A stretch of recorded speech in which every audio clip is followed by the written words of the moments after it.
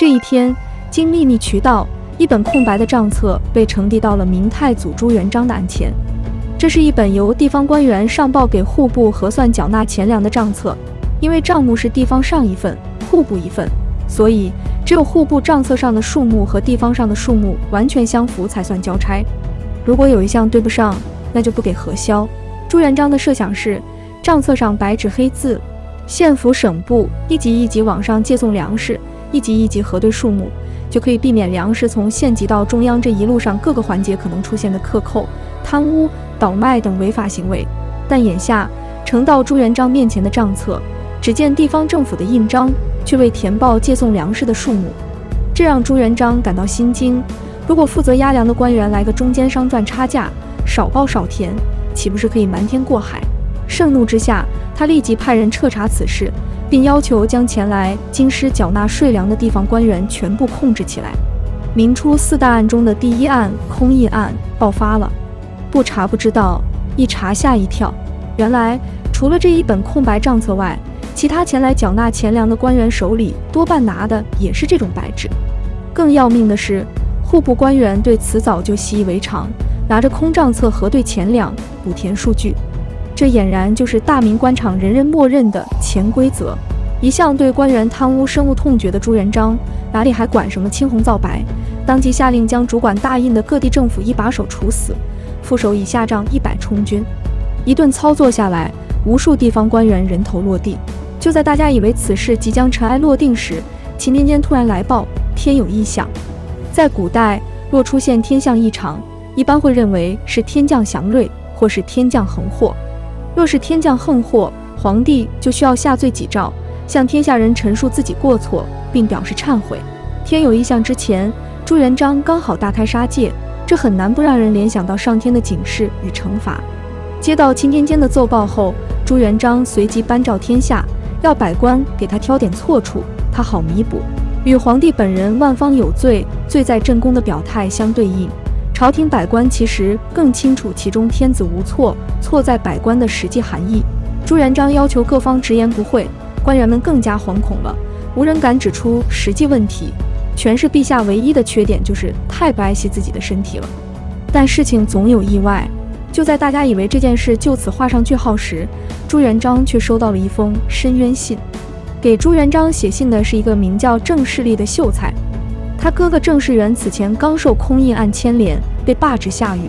郑士元曾任监察御史，后转任地方刑司官员，为人刚正不阿，清正廉洁，在民间很有清誉。朱元璋对郑士元也是相当了解的，就在空印案东窗事发前不久，他才下旨褒奖郑士元为官勇于谏言扬善，将其升调为湖广按察使司佥事。所以郑士立上书为郑士元喊冤，朱元璋格外重视。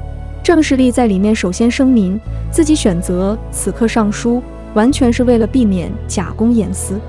作为陛下最忠实的臣民，他认为明太祖朱元璋对空印案的处罚过于苛刻，且毫无法律依据。接着，郑士立列举了几条关于空印案的事实来佐证自己的说法。其一，明初的法律规定，交付户部的账册一律盖有其缝章，非一纸一印可比，就算不慎被人捡了去，只有半个印也干不了坏事。其二，上缴户部的钱谷之数，一般都得经过多级审核，这些都是人力为之，必有损耗。即便大家工作勤恳，保证钱粮在运输途中完好无损，但人非圣贤，写错漏写钱粮之数也并非毫无可能，而数字一错，就需退回重新核验。从州府下到县衙尚且好办，若到了户部才发现问题，打回原地重审，得耗费多少人力物力和时间？大明疆土辽阔，地方官员进京一次少则走1-2千里，多则6-7千里路程也是常有的事。运输的中间环节过多，最易出现纰漏，而钱粮数目一旦出错，就得打哪来回哪去，实在很影响朝廷政务的运转。因此，官员们才发明了这种盖好了章，待官员押粮赴京后再填写的空印账册。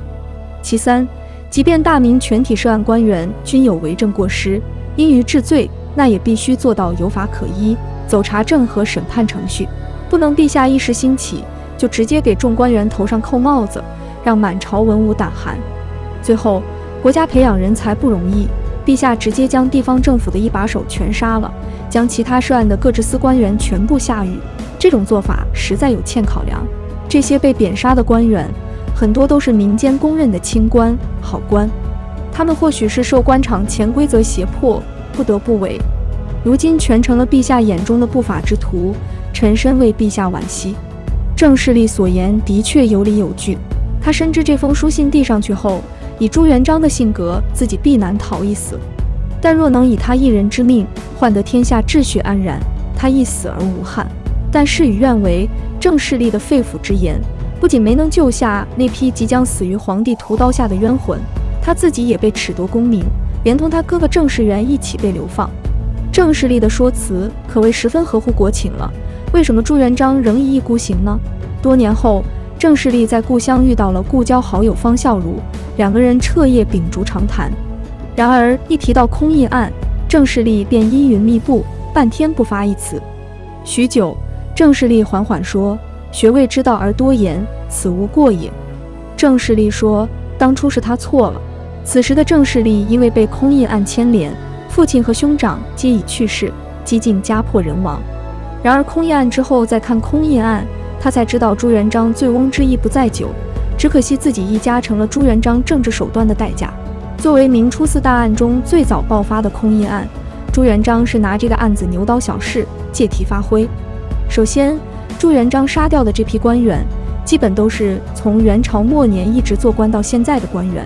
与其说朱元璋恼怒他在空印案中遭到了官员的欺瞒，不如说朱元璋在借机清理，对地方政治重新洗牌。在杀掉这些官员后，朱元璋终于废除了元朝遗留下来的制度，建立起明朝自己的制度。关于空印案发生的时间，有3种不同的说法。一般取洪武15年之说，我们以这个时间段为聚焦点，然后往前往后推，看一看此时的大明正在发生什么事。洪武13年，朱元璋以丞相胡惟庸谋反为由，发动了胡惟庸案。这起大案前后株连3万多人，而且一直办到洪武25年。在此期间，除空印案外，朱元璋还在洪武18年发动了郭桓案。在胡党案后，朱元璋又在第2年发动了蓝玉案。胡党案是丞相要造反，蓝玉案是将军要造反。此案牵连诛杀15000余人。以上就是明初4大案，这4个案件不能分别看待，因为4起案件在时间上非常集中，在节奏上非常紧凑。它们不是一案刚结，一案又起的关系，而是一波未平，一波又起，甚至在时间上还出现了叠加。朱元璋不是在办案，而是在放火。新官上任3把火，胡惟庸案和蓝玉案烧了功勋集团，空印案、郭桓案烧了官僚集团。第3把火烧的是天下，或者说生活在元朝遗留制度中的天下。朱元璋亲口说过，胡元以快而师，镇收中国，非猛不可，他要以猛治国。大明洪武朝的时代风气就是猛，对天下百姓猛，对官僚集团更猛，对功勋集团最猛。因为元以宽王，所以民以严惩，这就是朱元璋和大明洪武朝的时代逻辑。而作为整件事起因的空印案，实际上空指用印的做法，在大明后期仍有实行的，也没有处以刑罚。从这点看出，后来的皇帝没有修正这个做法的意思，他们也知道这是省时省力的。空印案是洪武的一大冤案，朱元璋也知道这是冤案，但他依然要杀人。郑士立没看透朱元璋的用意，白白增添了痛苦。